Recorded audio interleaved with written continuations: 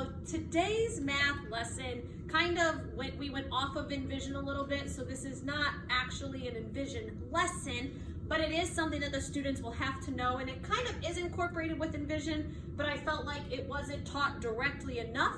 So we did a lesson on it, a semi-lesson on it kind of today. We're gonna do homework on it, and we're gonna continue to practice this throughout the week. So the students already know how to do the mean, median, mode, and then we'll also do the range as well. The students already know how to do that. Today we're gonna figure out how do you do that with a line plot, and then it also asks what is the outlier, which I don't believe their homework assignment has on there, but the students do know how to find the outlier. So I will show you how we find the mean, median, and mode of this data. So the easiest one is the mode. Mode is the one that occurs most often. So it's very obvious to see that 8 occurs the most. 8 occurs 5 times. So the mode is the easiest because it's just whatever one occurs the most. The median is a step harder. When you find the median, you have to put the numbers in order and then find the number in the middle. The students could do it like this. They could say, okay, there's 1, 6, and then 8,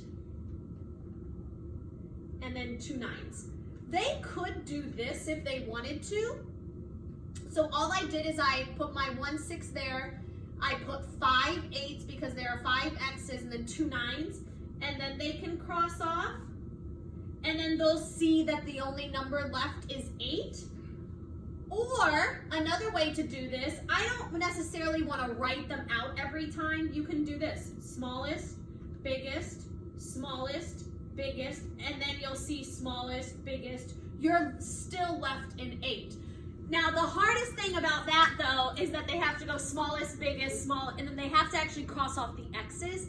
So for some kids it might be better, like how we did it over here, how we put 1, 6, we wrote 8 5 times. For some kids it might be better to do it like that, to actually write the numbers. That might work better. It's whatever's best for you. Now the range is not written on here, but I believe on their homework it is, so I'm just gonna write that right here. The students know to find the range. Now this is when it's tricky. Most of them right away wanted to do 10 minus 1 because they were like, well, that's the biggest number and that's the smallest number. No, you have to do the biggest number in your data, which is 9, minus the smallest number in your data, which is 6. So look at that. The biggest number in your data, which is 9, minus the smallest number in your data, which is 6. So 9 minus 6 is 3. So I have already done my median, which is the number in the middle, the range, which is the biggest minus the smallest, but it has to actually be the data. Over here, the students can usually easily see that 9 is the biggest and 6 is the smallest. For some reason on line plots, they have a little bit harder. Mode is the one that occurs most often. The outlier is the one that's kind of different from all the others. So in this one, I would say 6 because it's so it's separate from the others. It's not too far over, but it is a little bit farther over. Now mean is the hardest one, and I like to tell the kids it's mean. So what you actually have to do is add up all of these numbers, but not just 6, 8, and 9. No, you have to add 6 plus 8 plus 8 plus 8 plus 8 plus 8 plus 9 plus 9. You actually have to add all those up and then divide it by how many there are. So I am first going to do 6, and then I'm actually going to do 8 times 5, and that's kind of what we worked on in class today. So I have the number 6. I'm going to do 8 times 5. Now I got 8 times 5 because this is the number 8, and then there are 5 X's. Well, 8 times 5 is 40, so now I have 6 plus 40 plus, and then I can do 9 times 2. I have the number 9 because that's my number here, and then I have times 2 because that's how many X's.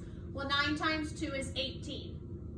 So I have 46 plus 18, so 8, 9, 10, 11, 12, 13, 14, 4, 5, so that's 64. Yep. And then, so now I added up all of these numbers and I got 64. Notice I did not do just 6 plus 8 plus 9, no. I had to do 6, And I got 40 right here because when I added all these up, I got 40, or you can multiply it, and then 18. So I got 46. Now I need to divide it by how many there are. So now I'm going to count my x's. 1, 2, 3, 4, 5, 6, 7, 8. So I got 46 when I added them all up, and I am dividing it by 1, 2, 3, 4, 5, 6, 7, 8. And I am dividing it by 8. Well, 8 times 8 is 64. So my mean is 8. I'll do one more problem similar to this. So once again, the mode is super easy. I'm just going to do that one first. It's 1 because that one has the most. Range, I'm going to write in. Now range, this time it is 6 minus 0 because this is the biggest number in my data, so I have 6. And I am subtracting it from the smallest number in my data, which is 0. So this time I did actually go. So I want you to see the difference here.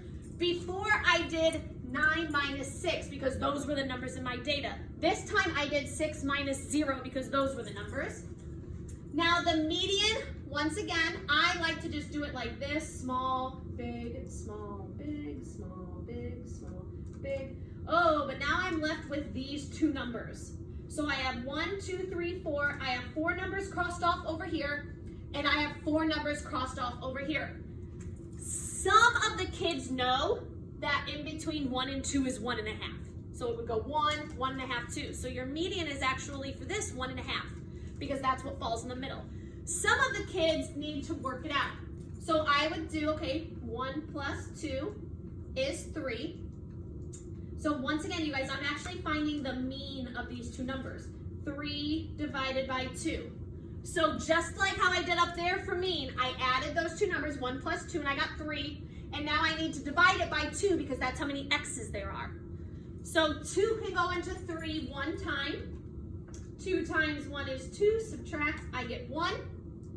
And then that's half. So I still get 1.5 as my median. So that one was a little bit trickier. My outlier, I would say, is 6 because it's all the way out here kind of by itself. There's nothing else really by it. Now my mean is always the hardest one. You need to add up all of these numbers. So even if you want to list them first, that might help you. Maybe you like to list them. You can multiply it out. So I have, so this is 4, 1 plus 1 plus 1 is 4. Plus 2, plus 3, 6, 9, and then plus 6. So all I am doing to find the mean, and all of the students actually have this paper.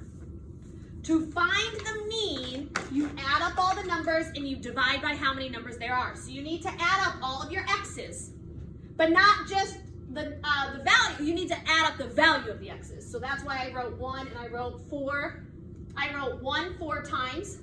I wrote 2 1 time, I wrote 3 3 times, and then I wrote 6 1 time. Now I need to add up all of those numbers. So I like to, me personally, I like to do it like this. And I got 21. So all of these numbers, 0 plus 1 plus 1 plus 1 plus 1 plus 2 plus 3 plus 3 plus 3 plus 6, that equals 21. Well, now I need to divide it by how many x's there are. So there's a lot of work going on my paper. So add up all of your values, and that was 21. Now I need to divide it by 1, 2, 3, 4, 5, 6, 7, 8, 9, 10. Well, 10 cannot go into 2, but 10 can go into 21 2 times. 10 times 2 is 20. Subtract, you get 1. There's nothing else to bring down, so I know that my answer is 2 and 1/10. So once again, it's a little bit different when you have a line plot to find the mode and range are very easy. The mode is the one that occurs the most. Range, you are subtracting the largest value of data minus the smallest value. Median is pretty easy, I think, especially if the kids actually line it up like this and actually write the numbers out. I think they can find the median. Remember, if you're left with 2, you can always divide by 2 after you add. Mean is probably the hardest one. You have to add up all of your numbers of value and then divide by how many x's there are.